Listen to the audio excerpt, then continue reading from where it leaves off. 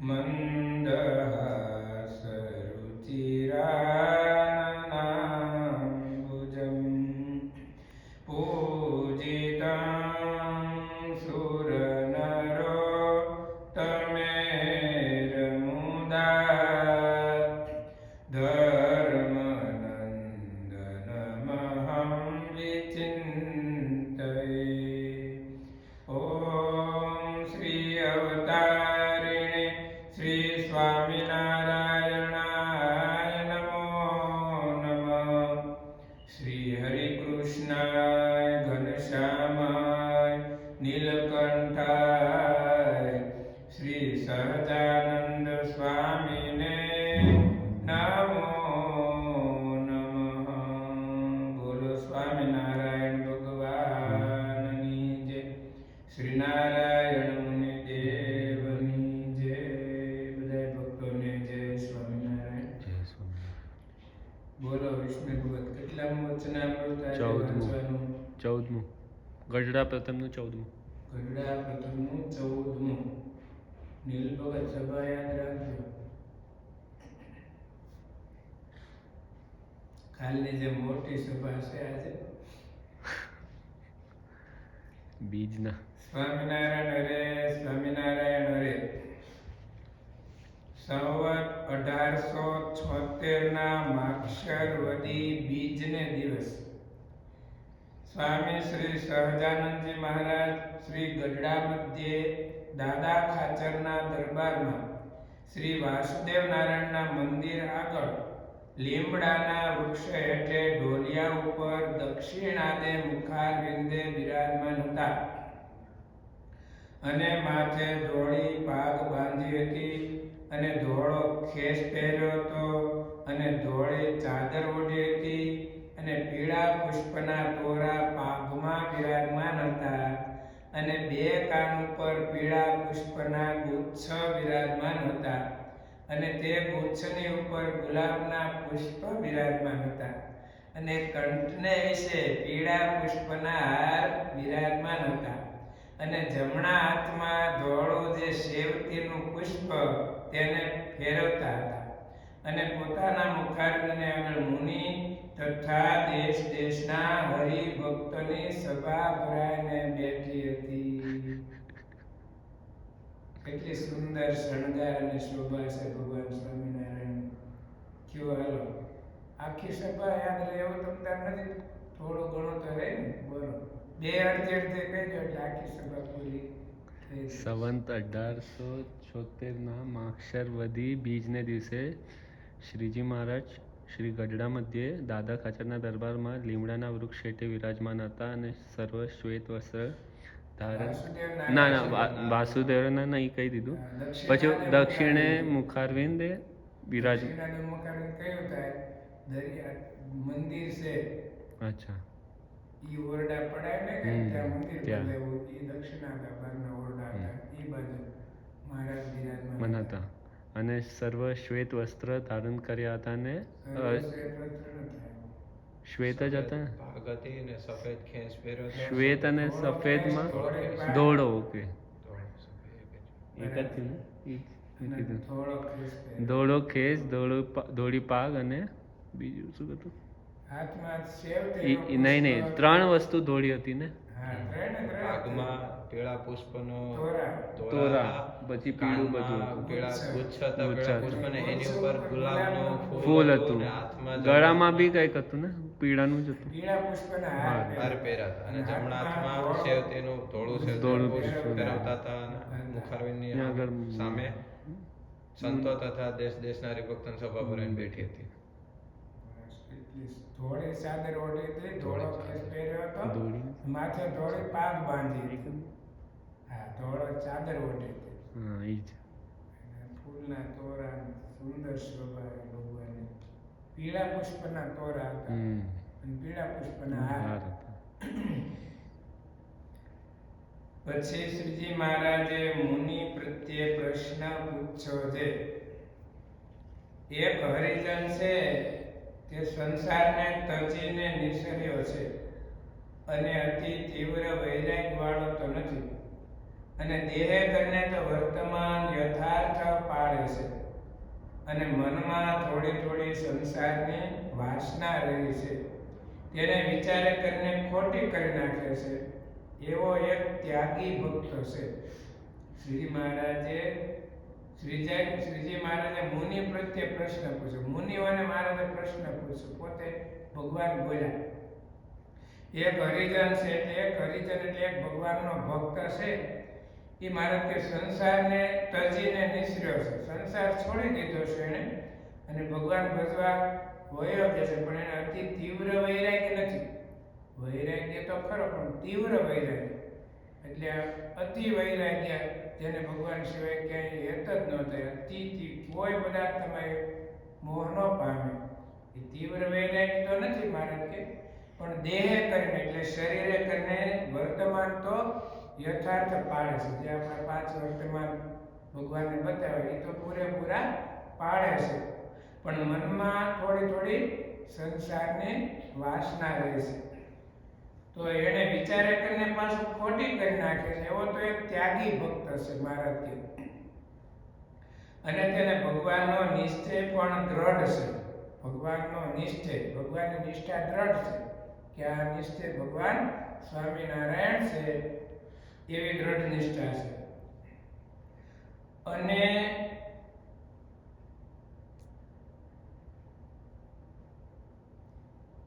આજ્ઞાએ કરીને ઘરમાં રહ્યો છે. હવે મહારાજ શું કીધું? નિશ્ચય પણ દ્રઢ છે, આવો એક ત્યાગી ભક્ત છે. અને વળી બીજો ગૃહસ્થ ભક્ત છે, તેને પણ ભગવાનનો નિશ્ચય દ્રઢ છે. એક તો લગ્ન નથી કર્યા અને ઈ એવો છે, ભગવાન ભજવા નિસરી ગયો. સંસારની થોડી થોડી વાસના છે, પણ વિચારે કરીને ખોટી કરી નાખે છે. તીવ્ર વૈરાગ્ય નથી, વર્તમાન ધર્મ પાળે છે, પણ મહારાજ કે ભગવાનનો નિશ્ચય એને દ્રઢ છે. હવે બીજો જે ગ્રહસ્થ ભક્ત છે, જે સંસાર માંડ્યો છે, જે વ્યવહારમાં છે, સંસારમાં છે, જેને લગ્ન કર્યા છે, એને ગ્રહસ્થ કહેવાય. જ્યાં સુધી લગ્ન ન થયો ત્યાં સુધી એને ગૃહસ્થ કહેવાય નહીં. ત્યાં સુધી એને બ્રહ્મચર્ય આશ્રમમાં કહેવાય, પણ લગ્ન થયા પછી એને ગૃહસ્થ કહેવાય. ગૃહેશુ ગૃહિણી ઇતિ ગૃહસ્થ. જે પરણેલી સ્ત્રી પોતાના ઘરમાં હોય એને શું કહેવાય? ગૃહસ્થ. ગૃહ એટલે ઘર, એ સંસાર સાથે જોડાયો છે. વેદોક્ત વિધિ પ્રમાણે એને લગ્ન કર્યા છે, એટલે એને ગ્રહસ્થ ભક્ત કહેવાય. તો શ્રીજી મહારાજ કહે કે બીજો ગ્રહસ્થ ભક્ત છે, તેને પણ ભગવાનનો નિશ્ચય તો દ્રઢ છે. એને ભગવાનનો નિશ્ચય દ્રઢ છે, નિષ્ઠા એ સંસારમાં છે. અને આજ્ઞાએ કરીને ઘરમાં રહ્યો છે. આજ્ઞાએ કરીને મહારાજે આજ્ઞા કરી એટલે તમે સંસારમાં રહ્યો, એમ કરીને આજ્ઞાએ કરીને ઘરમાં રહ્યો છે. અને સંસાર થકી ઉદાસ છે. સંસારમાં છે તો એનું મન સંસારથી ઉદાસ છે. એનું મન વધારે સત્સંગમાં ને ભગવાનના ભજનમાં છે. અને જેટલી ત્યાગીને જગતમાં વાસના છે, તેટલી તે ગૃહસ્થને પણ વાસના છે. ત્યાગીને વાસના હોય જ નહીં, અને વાસના ત્યાગીને હોય ત્યાગી કહેવાય નહીં. તો મહારાજ એમ કહે છે કે જેટલી ત્યાગીને જગતમાં વાસના છે, તેટલી તે ગૃહસ્થને પણ વાસના છે. વાસના એટલે શું? વાસના એટલે શું સમજવાનું કયો? વાસના એટલે મન કેવું કંઈક, હે કંઈક ચોટેલું એ મન, એવી રીતે વાસના. વાસના એટલે કોઈ પણ પદાર્થની ઈચ્છા ભોગવવાની જે ઈચ્છા રહે છે અંતરમાં, આકાંક્ષા રહે કે મારે આમ કરવું છે, મારે આ વિષય ભોગવવો છે, આ ખાવું છે, અહીંયા જવું છે, આ બધી શું કહેવાય? ઈચ્છા. વાસના, ઈચ્છાઓ, જે તૃષ્ણા, વાસના. તો મહારાજ કે ગૃહસ્થને ત્યાગીને વાસના છે એટલે ગ્રહસ્થને છે. અને એ બે જે ભગવાનના ભક્ત, તેમાં કોણ શ્રેષ્ઠ છે? શ્રીજી મહારાજ કે બેને ભગવાનનો દ્રઢ નિશ્ચય છે. ઓલો ભગવાન ભજવા વયો ગયો છે, સંસાર માંડ્યો નથી. આને સંસાર માંડ્યો છે, પણ એને ત્યાગીને જેટલી વાસના જગતમાં છે એટલી ગ્રહસ્થને છે. બે ભગવાનના ભક્ત છે, બેને ભગવાનની નિષ્ઠા નિશ્ચય છે. તો એમાં બેમાં શ્રેષ્ઠ કોણ છે? મહારાજે આવો પ્રશ્ન મુનિઓને પૂછ્યો. પછી મુક્તાનંદ સ્વામી બોલ્યા છે ત્યાગી ભક્ત શ્રેષ્ઠ છે. મુક્તાનંદ સ્વામીએ મહારાજને કીધું કે ત્યાગી ભક્ત શ્રેષ્ઠ છે. ત્યાગી એટલે જેને સંસાર છોડી દીધો એ શ્રેષ્ઠ છે, મુક્તાનંદ સ્વામી કીધું. ત્યારે શ્રીજી મહારાજ બોલ્યા છે ઓલો મુંજાઈને પોતાની મેળે ભેખ લઈને નિસર્યો છે તે કેવી રીતે શ્રેષ્ઠ છે? શ્રીજી મહારાજે એમ કીધું કે મુંજાઈને નીકળ્યો છે એની મેળે ભેખ લઈને નીકળ્યો છે. કેવી રીતે?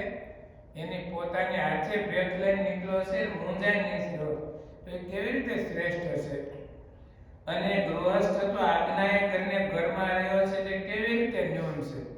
ગૃહસ્થ તો આજ્ઞાએ કરીને રહ્યો છે તો એ ન્યૂન કેમ છે? પછી શ્રીજી મહારાજના પ્રશ્નનું મુક્તાનંદ સ્વામીએ બહુ પ્રકારે સમાધાન કર્યું, પણ સમાધાન થયું નહીં. પછી મુક્તાનંદ સ્વામી બોલ્યા છે હે મહારાજ તમે ઉત્તર કરો. પછી શ્રીજી મહારાજ બોલ્યા છે જે ત્યાગી હોય અને તેને સારી પેઠે ખાવા મળે અને જો કાચી મતી વાળો હોય તો પાછી સંસારની વાસના હૃદયમાં ઉદય થાય. શ્રીજી મહારાજ કહે છે કે ત્યાગી હોય, ત્યાગી એટલે જેને સંસાર છોડ્યો એની વાત કરે ભગવાન, એને સારી પેઠે ખાવા મળે અને કાચી મતી વાળો હોય, કાચી બુદ્ધિ વાળો હોય તો એને પાછી સંસારની વાસના હૃદયમાં ઉદય થાય. અથવા ઘણું દુઃખ પડે તો પણ પાછી સંસારની વાસના ઉદય થાય. ત્યાં ઘણું દુઃખ પડે તો પણ વાસના ઉદય થાય. એવા ત્યાગી કરતા તો ગૃહસ્થ ઘણો સારો. જો શ્રીજી મહારાજ કહે છે કે જેને સંસારનો ત્યાગ કર્યો પાછી એને વાસના ઉદય થાય એવા ત્યાગી કરતા ગૃહસ્થ ઘણો સારો. કેમ કે ગૃહસ્થ ભક્તને જ્યારે દુઃખ પડે અથવા ઘણું સુખ આવી પડે ત્યારે તે એમ વિચાર રાખે છે મારે આમાંથી બંધન થાય એવું જાણીને તે સંસારમાંથી ઉદાસ રહે.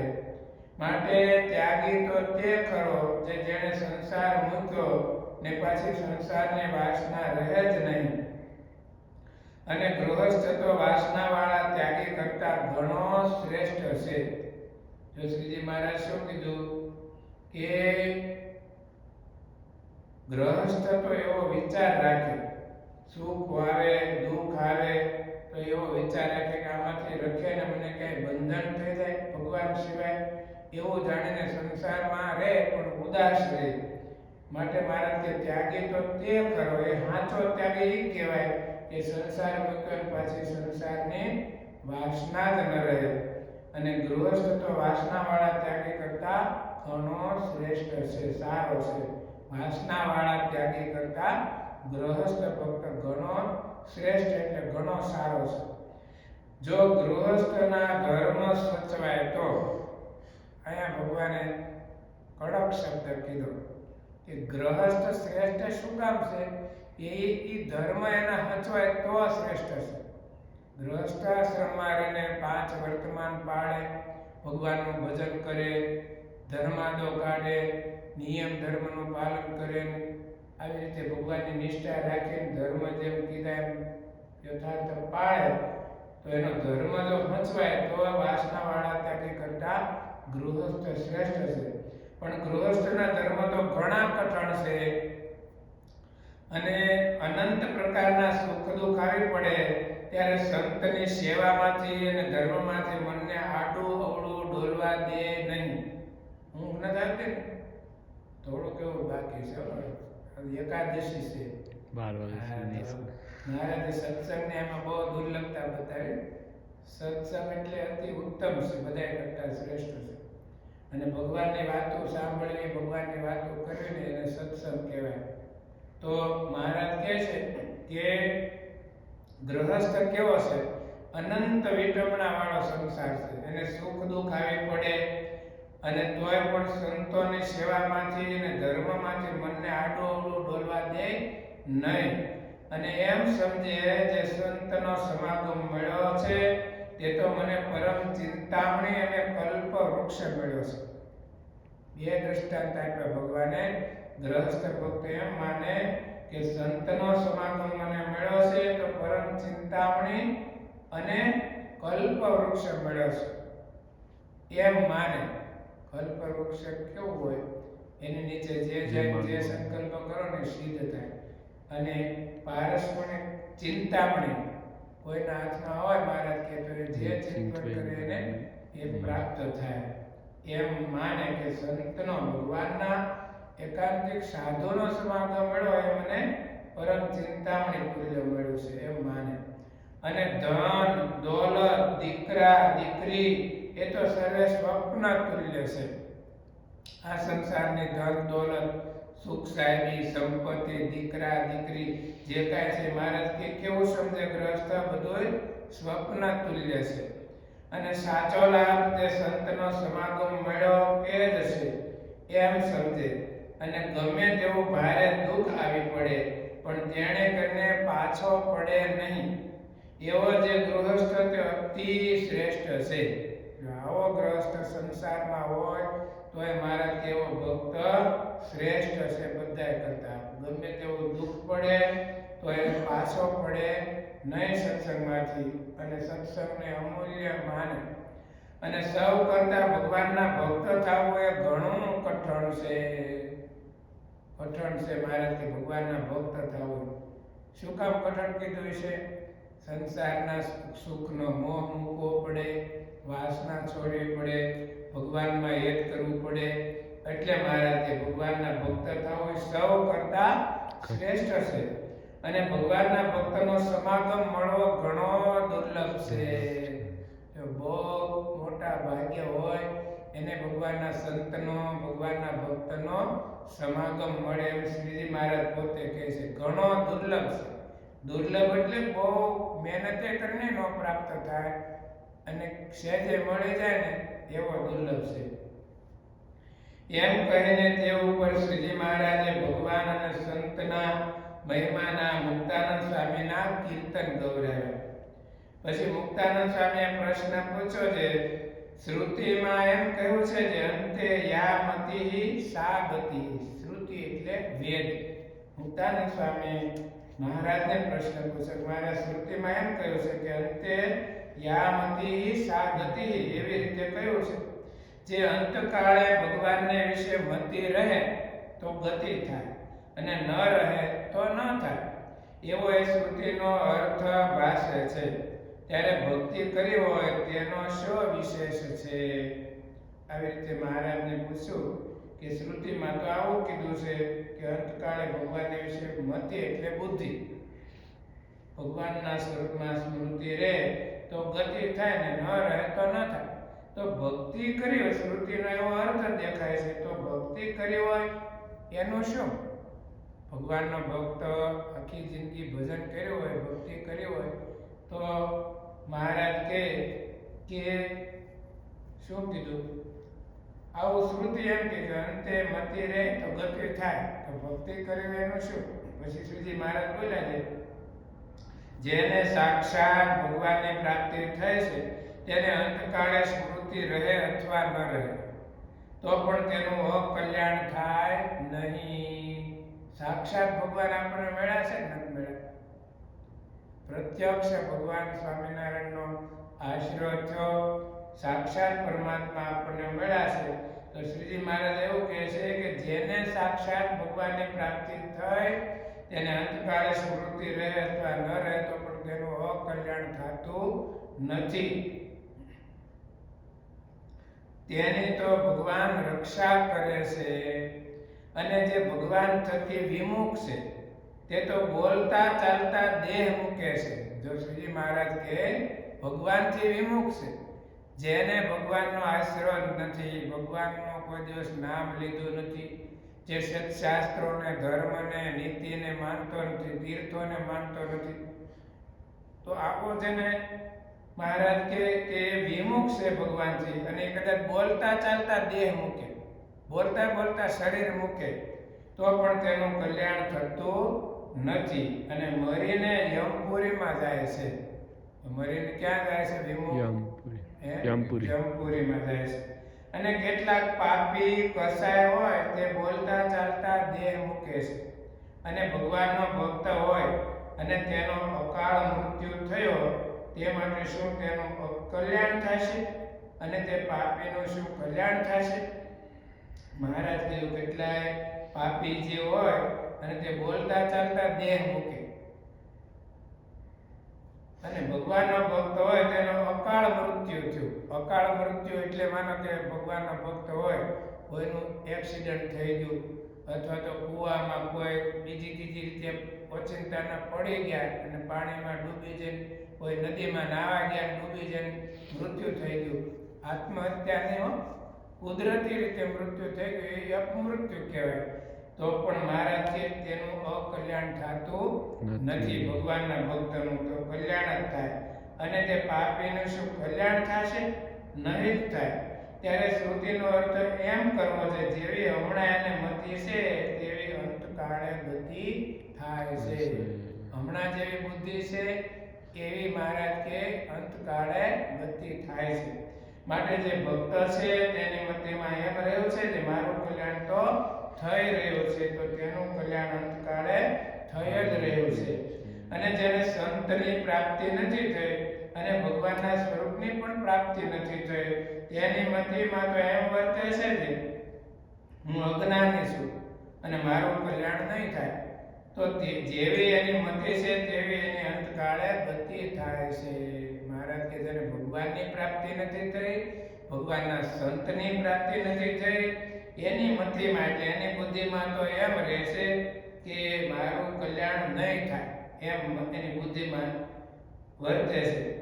તો મહારાજ કે અને તો જેવી એની મતિ છે તેવી એની અંતકાળે ગતિ થાય છે. અને જે ભગવાનના દાસ થયા છે તેને તો કાંઈ કરવું રહ્યું નથી.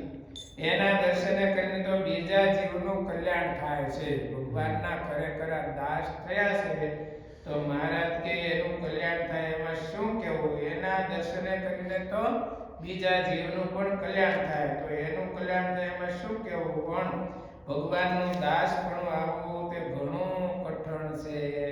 કેમ કે ભગવાનના દાસ હોય તેના તો એ લક્ષણ છે જે દેહને મિથ્યા જાણે. જો આપણે ભગવાનના દાસ થઈએ ને, ભગવાનના સેવક, તો મહારાજ કે ભગવાનના દાસના લક્ષણ કે બે લીટી બાકી છે. છેલ્લે મહારાજ કે દાસ કોને કહેવાય? દાસનું લક્ષણ બતાવે. તો દાસનું એ લક્ષણ છે જે દેહને મિથ્યા જાણે. એટલે હું સમજવું નીલ ભગત, દેહને મિથ્યા જાણે એટલે શું સમજવાનું? શ્રીજી મહારાજ નકામું, એમ કચરો, હે ખોટું, ખોટું, હા. નકામું. દેહ એટલે શરીર, દેહ એટલે શરીર, મિથ્યા એટલે ખોટું છે, નાશવંત છે, નાશ પામે જાય એવું છે. દેહને મિથ્યા જાણે અને પોતાના આત્માને સત્ય જાણે. આત્મા સત્ય છે, આત્મા ક્યારે મરતો નથી. એટલે એમ માને દેહ તે હું નથી, દેહ તો મિથ્યા છે, નાશવંત છે, આત્મા સત્ય છે. અને પોતાના જે સ્વામી તેને ભોગવ્યાના જે પદાર્થ તેને ભોગવવાના અર્થે ઈચ્છે જ નહીં. પોતાના સ્વામી એટલે ઈષ્ટદેવ ભગવાન આપણા, એને ભોગવ્યાના જે પદાર્થ છે એને ભોગવવાની ઈચ્છા રાખે નહીં. અને પોતાના સ્વામીનું ગમતું મૂકીને બીજું આચરણ કરે જ નહીં. પોતાના સ્વામી એટલે આપણા ઈષ્ટદેવ ભગવાન, એનું ગમતું મૂકીને બીજું આચરણ કરે નહીં. આપણને જે શિક્ષાપત્રીમાં આજ્ઞા કરી સાધુને, ગ્રહસ્થને, તો એ આજ્ઞા પ્રમાણે જ રહે. મનગમતું કાંઈ આચરણ ન કરે એવો હોય તે હરિનો દાસ કહેવાય. અને જે હરિનો દાસ હોય ને દેહ રૂપે વર્તે તે તો પ્રાકૃત ભક્ત કહેવાય. જો હરિનો દાસ, ભગવાનનો ખરેખર ભક્ત કોને કહેવાય? કે મહારાજની આજ્ઞા પ્રમાણે જીવન જીવે, ભગવાનનું ભજન કરે અને ભગવાનને જે કંઈ ભોગવવાના પદાર્થ છે પોતે ભોગવવાની ઈચ્છા ન રાખે. અને મહારાજ કે આવો જે ભગવાનનો ભક્ત હોય તે ખરેખર દાસ કહેવાય. ને દેહ રૂપે વર્તે તો પ્રાકૃત ભક્ત કહેવાય.